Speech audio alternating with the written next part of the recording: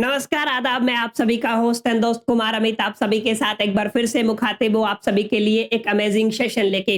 अगर आप लोग भी बीबीए, बीकॉम या बीकॉम ऑनर्स फर्स्ट ईयर के स्टूडेंट हैं तो आप सभी के लिए ये वीडियो बेहद इंपॉर्टेंट होने वाली है, क्योंकि इस वीडियो में हम लोगों ने शुरू कर रखा है आपका फाइनेंशियल अकाउंटिंग। लास्ट टाइम हम लोगों ने फाइनेंशियल अकाउंटिंग के चैप्टर 1 का पार्ट फर्स्ट अपलोड किया था, जहां पे हम लोगों ने अकाउंटिंग, अकाउंटेंसी, बुक कीपिंग को समझा था। हम लोगों ने समझा था क्या क्या मेरिट्स और डीमेरिट, एडवांटेजेस, डिसएडवांटेजेस और लिमिटेशन है आपकी अकाउंटिंग की। और हम उसके बाद हम लोगों ने देखा था कि यूजर्स का मीनिंग क्या होता है, कितने टाइप के यूजर्स होते हैं, जहां पे हम लोगों ने डिस्कशन किया इंटरनल यूजर को और एक्सटर्नल यूजर को। यहां तक हम लोगों ने तमाम चीजें कवर कर ली थी अपने लेक्चर नंबर फर्स्ट में। आज का जो लेक्चर है वो काफी इंपॉर्टेंट रहने वाला है, या आप ऐसे मान लीजिए अगर आप लोग अकाउंटेंसी या अकाउंटिंग में जाना चाहते हैं तो डेफिनेटली इन टर्म्स के बिना आप लोग वहां पे कुछ नहीं कर पाएंगे। जब भी किसी भी सब्जेक्ट को हम स्टडी करने की कोशिश करते हैं तो उस सब्जेक्ट के अंदर कुछ ऐसी टर्मिनोलॉजी आती है, टर्म्स आती हैं, कुछ ऐसे शब्द आते हैं जो अपना एक मीनिंग कैरी करते हैं,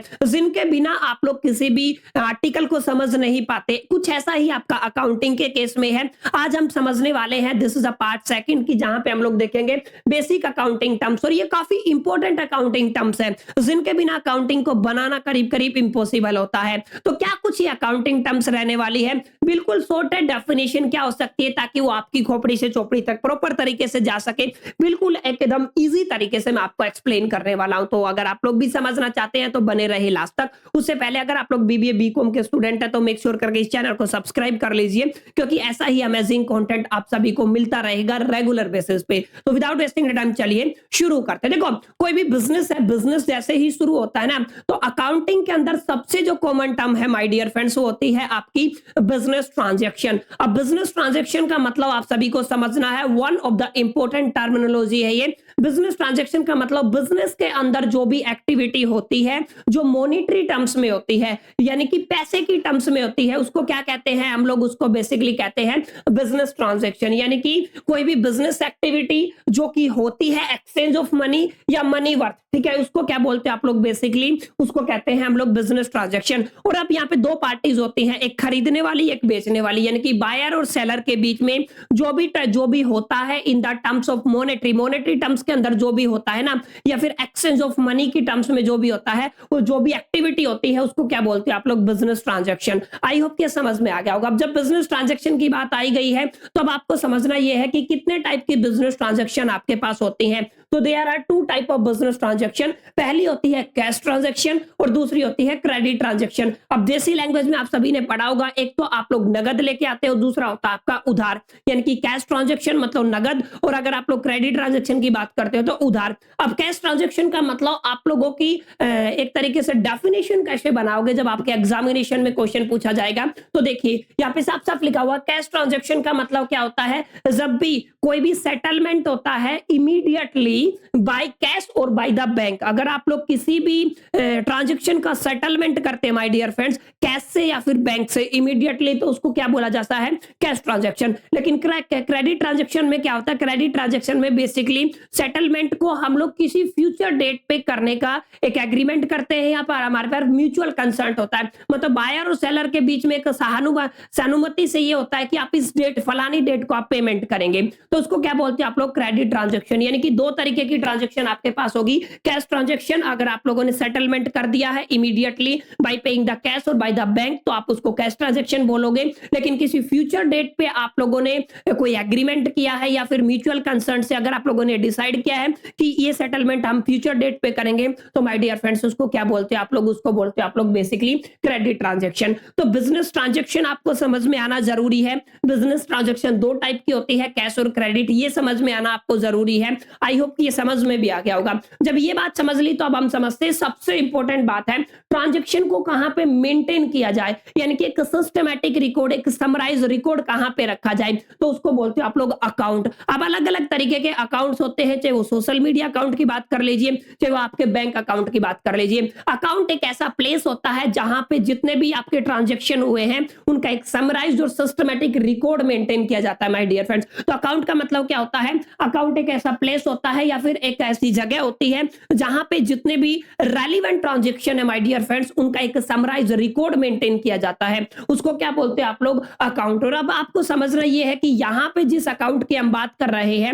यहाँ पे बिजनेस के अंदर जो अकाउंट है उसमें बेसिकली दो साइड्स होती हैं, एक आपका लेफ्ट हैंड साइड होता है, एक आपका राइट हैंड साइड होता है। दोनों साइड में ये जो आपका अकाउंट है बेसिकली टी शेप का रहता है, क्योंकि आप लोग देख पा रहे होंगे टी शेप का ये अकाउंट है, ठीक है। अब यहाँ पे ये अकाउंट है तो यहाँ पे आपको दो साइड है, एक आपका यहाँ पे राइट साइड है, एक आपका क्या है, लेफ्ट साइड है, ठीक है। तो आपको समझना ये है कि आपका जो यहाँ पे साफ साफ लिखा हुआ है कि लेफ्ट साइड जो है ना उसको क्या बोलते हैं आप लोग, डेबिट साइड, और अगर आप लोग राइट साइड की बात करते हो तो उसको क्या बोलते हैं आप लोग, क्रेडिट साइड। आप लोग अपनी स्क्रीन पे देख पा रहे होंगे, this is the right side तो ये क्रेडिट हो गया, this is the left side तो ये क्या हो गया, आपका डेबिट। यानी कि जो भी अकाउंट होगा, अकाउंट का लेफ्ट साइड क्या कहलाएगा माय डियर फ्रेंड्स, आपका डेबिट, और आपका जो राइट साइड क्या कहलाएगा, क्रेडिट। यहाँ पे दो चीजें होती है, पर्टिकुलर्स अमाउंट, पर्टिकुलर्स और अमाउंट। आप सभी ने इसके बारे में क्लास 11th और 12th में काफी डिटेल में स्टडी किया होगा। इट्स जस्ट ओवरव्यू, जो आपका फाइनेंशियल अकाउंटिंग में पहले चैप्टर इसी चीज को प्रिपेयर करते हैं कि आप लोग आने वाले चैप्टर के लिए अपनी फाउंडेशन को तैयार करें।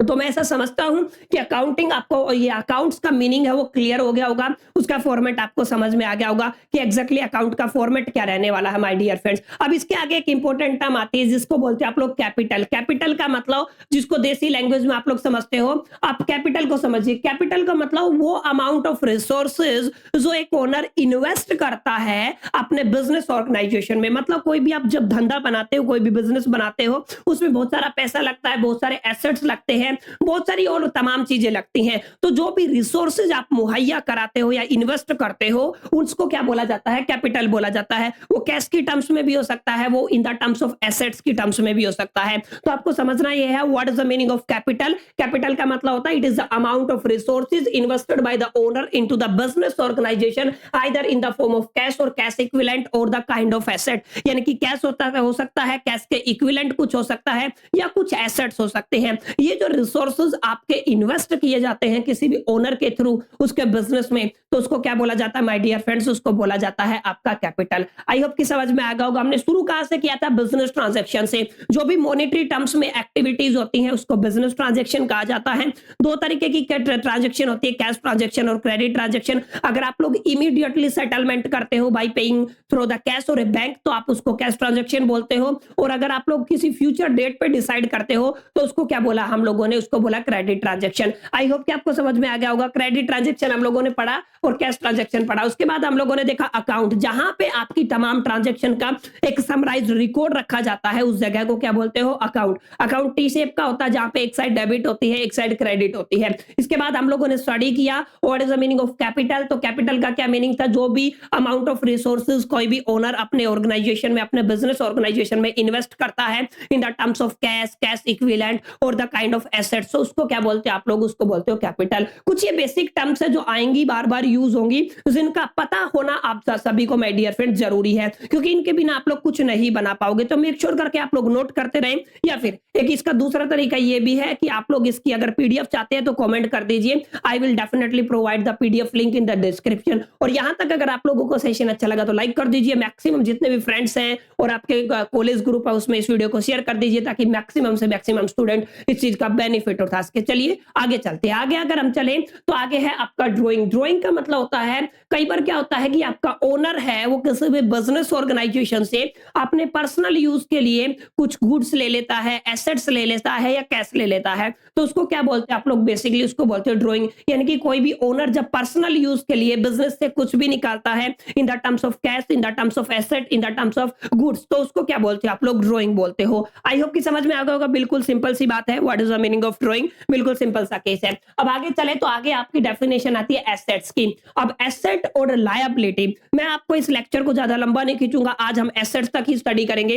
अब आगे टाइप्स ऑफ एसेट्स भी स्टडी करेंगे, काफी लंबा हो जाएगा। तो मेक श्योर करके जितना मैं करवा रहा हूं ना, आप लोग साथ साथ कर लीजिए, ताकि बाद में आपको प्रॉब्लम ना हो। देखो अब बात करते हैं एसेट की। एसेट वो रिसोर्सेज होते हैं जिनको कोई भी बिजनेस ऑर्गेनाइजेशन कंट्रोल करता है, और इनकी मेन जो एक तरीके से आइडेंटिफिकेशन है वो ये है माय डियर फ्रेंड्स, जो भी एसेट होगा ना, वो फ्यूचर में इकोनॉमिकली आपको बेनिफिट करेगा, मॉनेटरी टर्म्स में बेनिफिट करेगा। यानी कि कोई भी ऐसी चीज जो आपने आज खरीदी लेकिन फ्यूचर में जाके आपको बेनिफिट दे रही है, उसमें डेप्रिसिएशन नहीं हो रहा, उसके प्राइस में डाउन नहीं हो रहा है, तो उसको क्या बोलते हैं आप? एसेट। जैसे आज आप लोगों ने 10 लाख का कोई लैंड का हिस्सा खरीदा है, कोई जमीन का टुकड़ा खरीदा है, तो डेफिनेटली आपका एसेट होगा, क्योंकि ये आने वाले टाइम में आपको इकोनॉमिकली बेनिफिट करेगा। तो इसको क्या बोलते हैं आप लोग? एसेट। अब एसेट को दो तरीके से क्लासिफाई किया जाता है, दोनों में दो दो कैटेगरियां बनती है। पहली क्लासिफिकेशन है आपकी टेंजिबल और इंटेंजिबल एसेट्स, जिनको आप लोग टच कर सकते हो, फील कर सकते हो माय डियर फ्रेंड्स, वो होते हैं आपके टेंजिबल एसेट्स। और जिनको टच और फील नहीं किया जा सकता, उनको क्या बोलते हैं आप लोग? Intangible assets.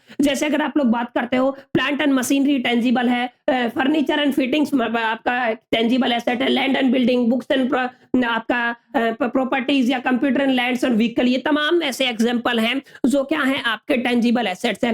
लेकिन कुछ ऐसे इंटेंजिबल एसेट्स भी होते हैं जो होते तो एसेट है लेकिन जिनको आप लोग टच नहीं कर सकते हो। आपका गुडविल हो गया, पेटेंट्स हो गया, ट्रेडमार्क्स हो गए, कॉपीराइट्स हो गए, ब्रांड इक्विटी हो गया, तमाम ऐसे एसेट्स हैं माय डियर फ्रेंड्स जिनको आप लोग टच नहीं कर सकते। तो पहला क्लासिफिकेशन तो इस बेस पे हो गया कि आप टच कर सकते हो कि नहीं कर सकते हो। एक क्लासिफिकेशन और होता है आपका एसेट्स का, वो बेसिकली रहता है आपका करंट और नॉन करंट एसेट। अब ध्यान से समझिए, करंट एसेट्स वो एसेट होते हैं जिनको आप लोग 12 महीने के अंदर कैश में कन्वर्ट कर लेते हैं, वो क्या हो गया आपका करंट एसेट। और जिनको 12 महीने के अंदर कैश में कन्वर्ट नहीं किया जाता, नहीं किया जा सकता, उसको क्या बोलते हैं आप लोग? बेसिकली उनको क्या बोलते हो? Non current asset. अब करंट एसेट में जैसे यहाँ पे आप लोगों को दिख रहा होगा, इनका प्राइमरी पर्पस केवल ट्रेड ही होता है। मतलब ये ऐसे एसेट होते हैं जिनका काम ही क्या होता है? ट्रेड के लिए। जैसे आपका जो गुड है, आपकी जो सर्विस है, वो क्या है एग्जैक्टली, उसको कैश में कन्वर्ट किया जा सकता है, तो इसका मतलब ये क्या हो गया?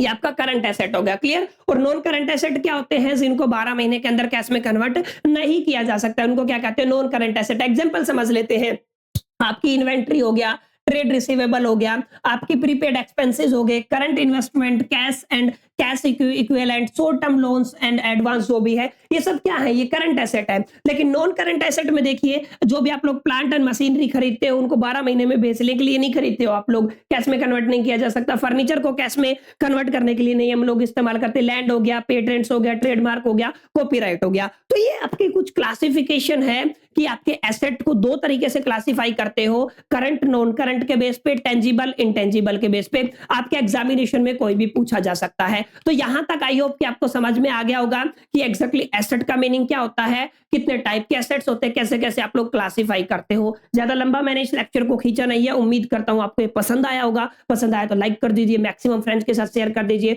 और फर्स्ट टाइम आए तो वंस अगेन मेक श्योर करके चैनल को सब्सक्राइब कर लीजिए। इस वीडियो में इतना ही, चलिए मिलते हैं नेक्स्ट सेशन में। जब तक के लिए मेरी तरफ से all the best, keep learning.